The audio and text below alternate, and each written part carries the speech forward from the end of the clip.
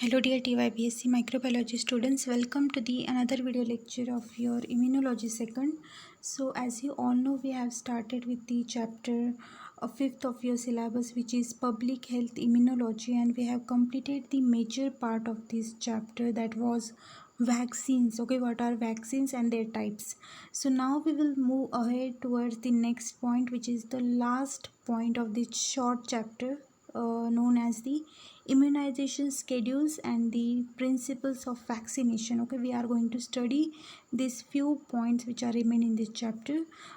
So quickly we will start with the main heading of the chapter, that is the first thing, principles of vaccination. Okay, we will learn what are the principles regarding the vaccination.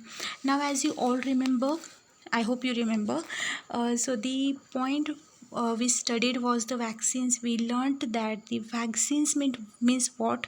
They are the kind of the precaution that we take in the future aspect. Okay, we don't think about the past or present, we think about the future aspect, that if we encounter this kind of diseases, okay, in future, so we need to protect ourselves and we need to be ready for those things. For that purpose we do the vaccination. Okay, we have learned about it.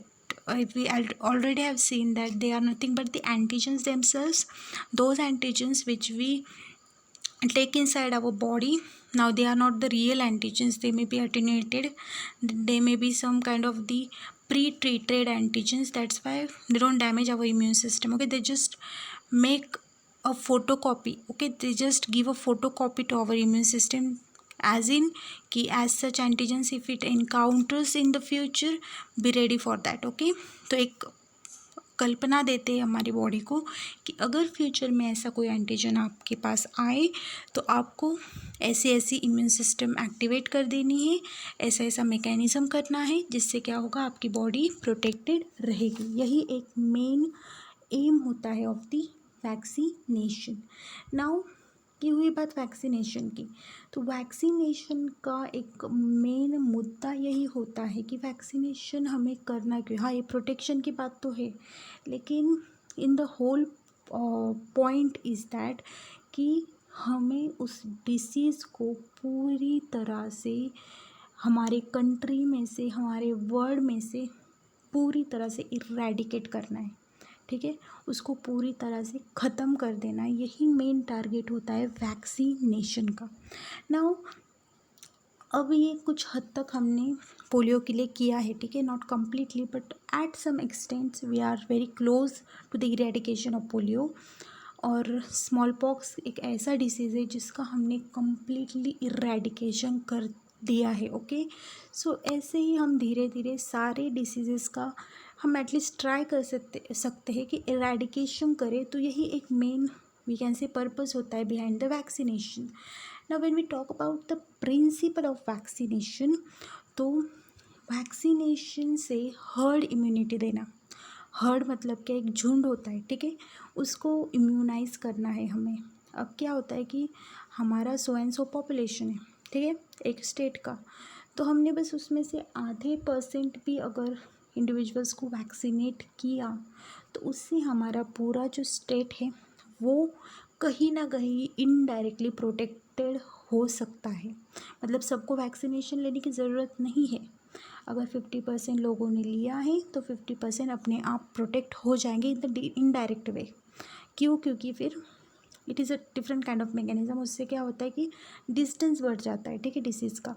तो एक herd immunity मतलब हमने आधों को vaccinate किया है तो आधे अपने आप प्रोटेक्ट हो जाएगा. ऐसे एक मेंटालिटी लेके वैक्सीनेशन किया जाता है. एटलीस्ट सब ने नहीं लिया तो एटलीस्ट 75% तो ले ताकि एक हर्ड इम्यूनिटी डेवलप हो. ठीक है, that is the main M behind the vaccination. Now vaccination की अगर बात करें तो वो की कैसे जाती है, उसकी जो है कुछ प्रिंसिपल्स होते हैं, उसके कुछ रूल्स होते हैं. अब वैक्सीनेशन करना है तो कैसे करना है, ठीक है, उसके भी कुछ प्रिंसिपल्स, कुछ रूल्स होते हैं जो आज हम स्टडी करेंगे. तो पहली बात तो ये, वैक्सीनेशन ऐसा नहीं कि एक ही बार में कर लिया तो हो गया। हाँ, कुछ ऐसे वैक्सीन्स होते हैं जो बहुत स्ट्रॉन्ग होते हैं, तो उनको आपने एक बार ले लिया तो we don't need to take it again and again.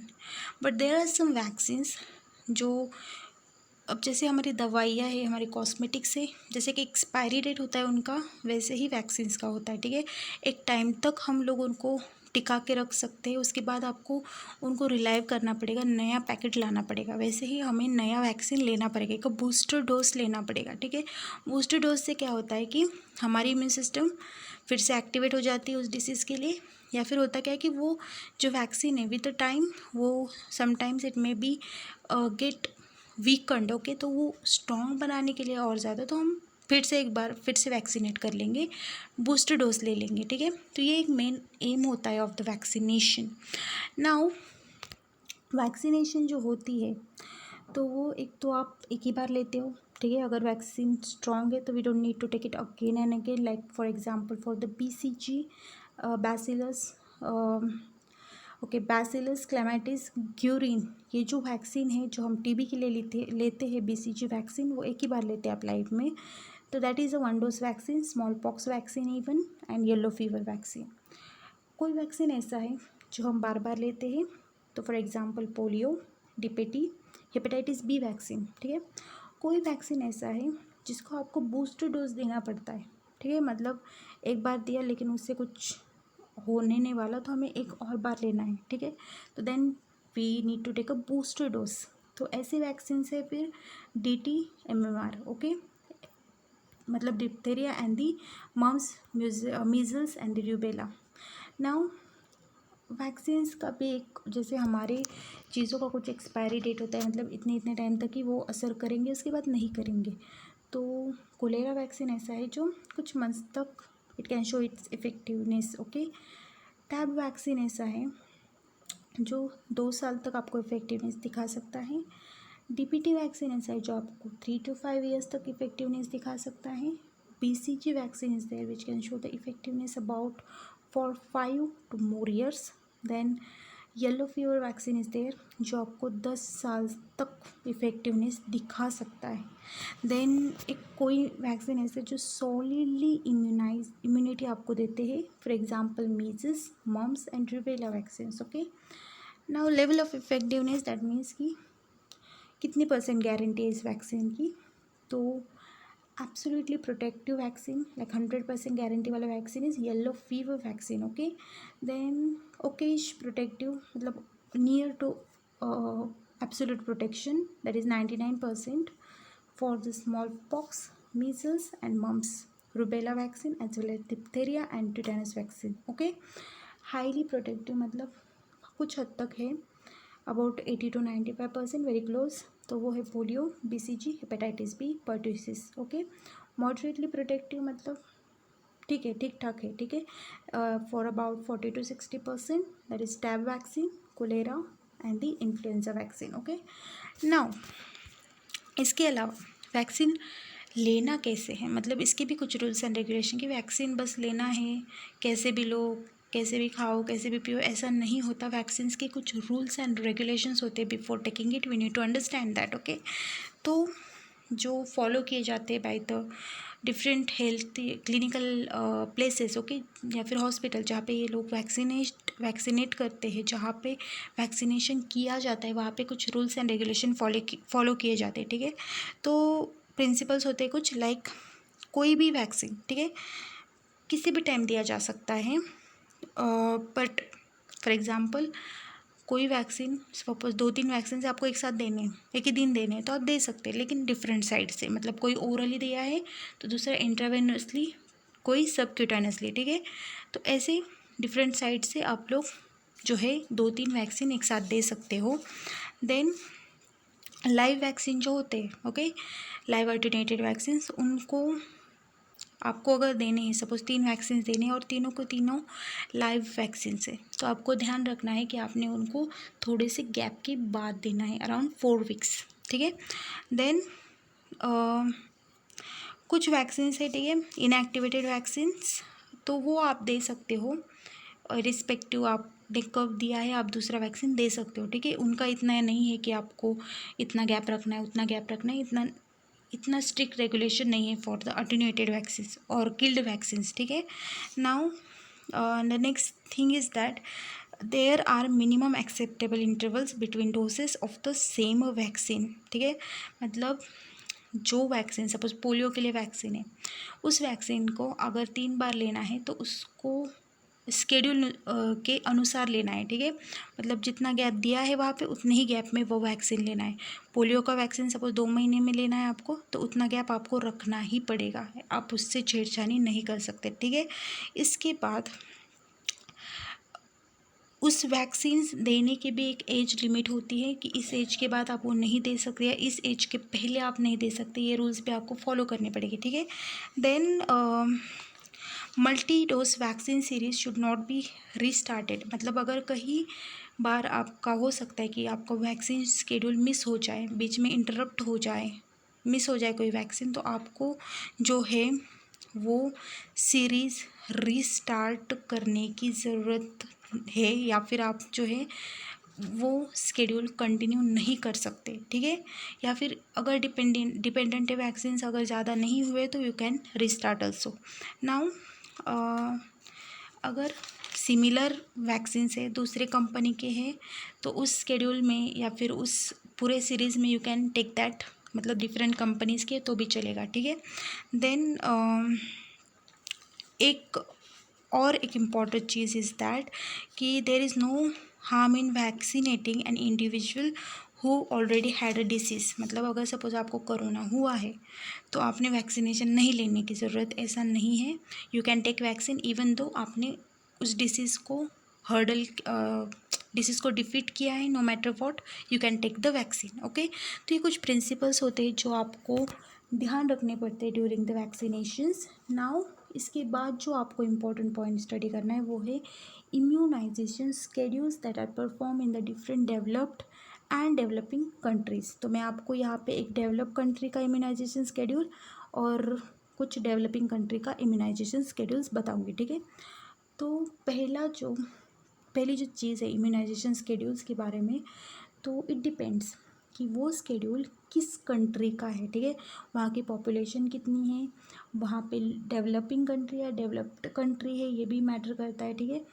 And as well as वहाँ पे कौन से डिसीजेस ज़्यादा होते हैं, ठीक है, कौन से डिसीजेस फैटल है, कौन से डिसीजेस होते हैं, ये सब चीज़ों को ध्यान में रखते हुए पूरा जो है एक स्केड्यूल डिज़ाइन किया जाता है उस कंट्री के लिए, ठीक है।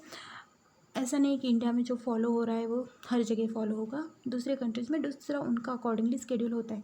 क्या होता है, सपोज़ कोई डेवलप्ड कंट्री, ठीक है, वहाँ पे लोग ऑब्वियस सी बात है ईजिली अफोर्ड कर सकते हैं। आप कौन से भी वैक्सीन दो, कितना भी उनका प्राइस हो, they can afford.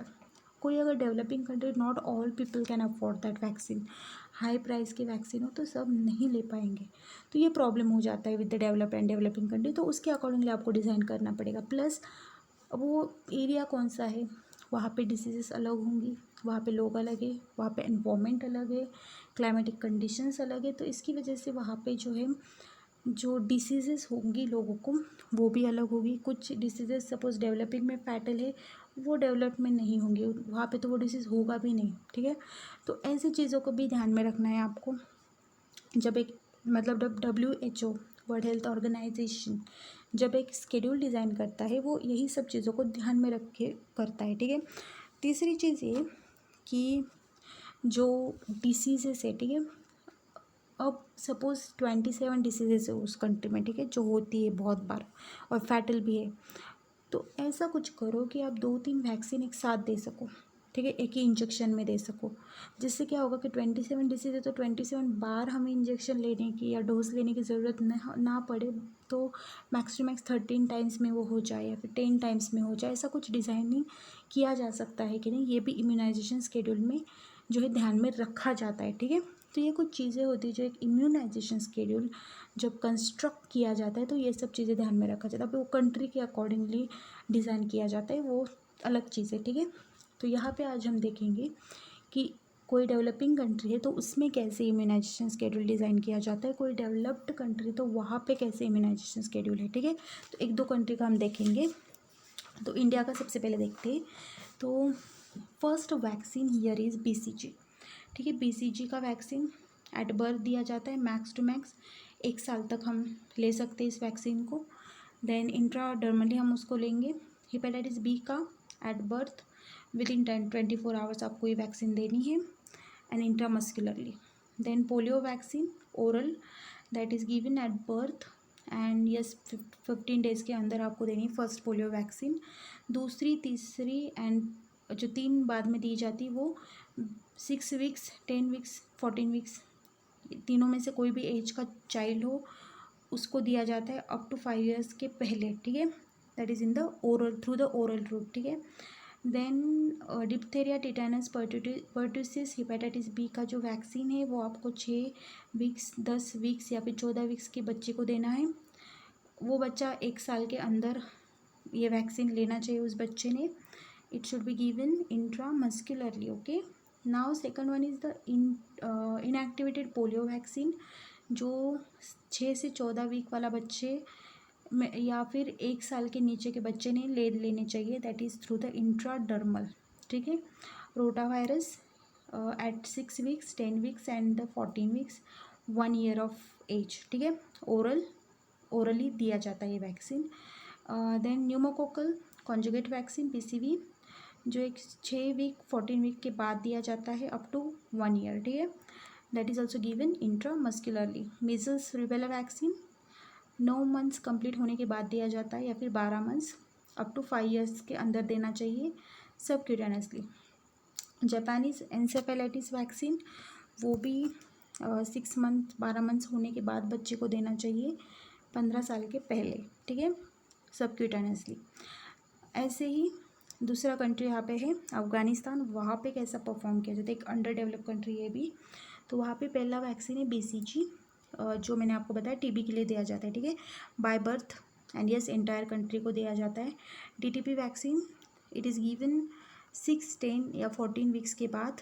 It is also given entire to the entire country. Hepatitis B vaccine which is given by birth, okay, it is not given to entire country. Then inactivated polio vaccine 14 weeks के बच्चे को, and that too to the entire country.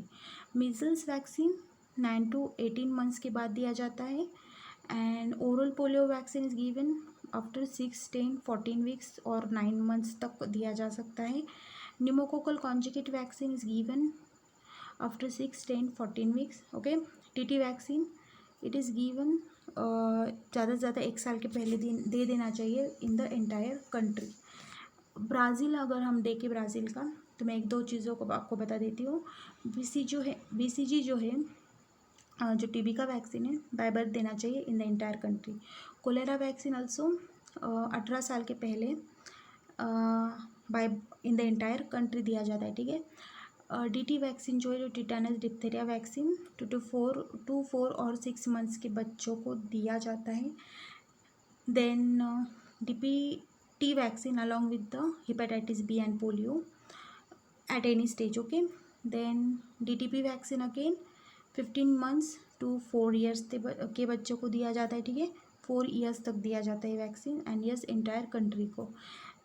अब हम जो है you can say we will study the immunization schedule that is performed for the developed country. ठीक है, ये डेवलपिंग का हुआ, हमारी इंडिया भी एक developing country. You can revise the immunization schedule for the India as a developing country. Okay, अब developed country के बारे में देखते हैं. For the United States of America, तो डिप्थेरिया टिटेनस वैक्सीन जो है 2, 4, 6 और बिफोर जो 15 मंथ्स का बच्चा होने के पहले या तो 4 साल के पहले ये वैक्सीन देना चाहिए. ठीक है, DTP वैक्सीन जो है यहाँ पे अमेरिका में 2, 4, 6 months, below 15 months to 4 years तक दिया जाता है. ठीक है, then DPT vaccine along with the hepatitis and polio 2, 4, 6 months and yes up to entire country. Now DPTV that is the DPT vaccine along with the polio vaccine below 4 years के बच्चों को 2 बार दिया जाता है. ठीक है, hepatitis human papilloma virus vaccine ये below 11 years तक देना चाहिए, that too in the 3 doses. Okay, to the entire country. Hepatitis E vaccine 12 months below 18 months and that too in the entire country. Hepatitis B adult के लिए ये hepatitis B adult dose 18 years के adult को दिया जाता है या फिर 18 ईयर्स के बाद दिया जाता है। एंड दैट टू किसी को अगर इम्यूनो कॉम्प्रोमाइज कंडीशन है then it is not given. Okay, same for the inactivated polio vaccine 2 4 6 months below 4 years and yes entire country को। तो ऐसे ही कुछ और डिजीज़ के लिए वैक्सीन लिए जाते हैं in the developed countries also. तो ऐसे स्केड्यूल्स आपको बाय हार्ट रिसाइड करने पड़ेंगे for the one developed country and the one developing country. ठीक है, ज़्यादा कॉम्प्लिकेशन नहीं इसमें। इंडिया का भी आप ध्यान में रखोगे तो it is a developing country. Okay, it is a immunisation schedule for a developing country. एक अमेरिका का याद कर लो, it will be for the developed country, nothing more. And the main thing about this point is कि immunisation schedules design कैसे किए जाते हैं एंड वैक्सीनेशन के क्या प्रिंसिपल्स होते हैं, ये दो चीज़ें आपको याद रखनी ही है। Now with this point we will conclude the 5th chapter of your syllabus, that is the public health immunization. Very easy, very simple chapter. If you still have any query or any problem related to any point, please do contact me. Okay, don't hesitate, and yes, keep watching.